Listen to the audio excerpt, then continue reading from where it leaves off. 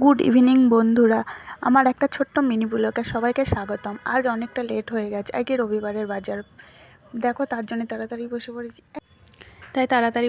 দেখো প্রায় 2:30 বাজে। তাড়াতাড়ি করে কড়াইটা চাপিয়েই দিয়েছি। এধারে ছেলেকে দেখতে গেলাম, ছেলে বদমাইশ করছে বলে। এধারে আমার কাটাকুটি সব কমপ্লিট হয়ে গেছে প্রায়। আর এধারে দুটো সবজিও হয়ে গেছে, শাক চচ্চড়ি আর পেঁপে ভাজা।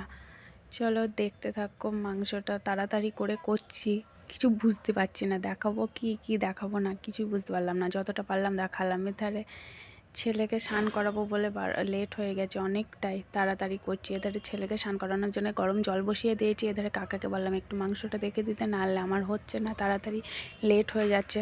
অবশ্য ছেলেকে স্নান করিয়ে নিয়ে চলে এসেছি, রেডি করে দিলাম। তারপরে কাকায় লাস্ট ফিনিশিংটা করে দিল মাংসর। চলো, তারপরে মাংসটা প্রায় হয়ে এসেছে, জলমল ঢেলে চলে গেল। দাদাটা আসলো, তারপরে একটু গল্প করে নিলাম ওই ফাঁকে। মাংসটা প্রায় হয়ে গেল। আমি ধরে বাসন মাজতে গেলাম। ধরে ছাদের অবস্থাটা দেখতে আসলাম, ছেলে বদমাইশ করছে নাকি। চলো, কাজও গুটিয়ে দিয়েছে ধরে। আশা করি 3:30 বেজে গেল প্রায়। চলো, খাওয়া দাওয়ার পর্ব চলে আসলো। ভিডিও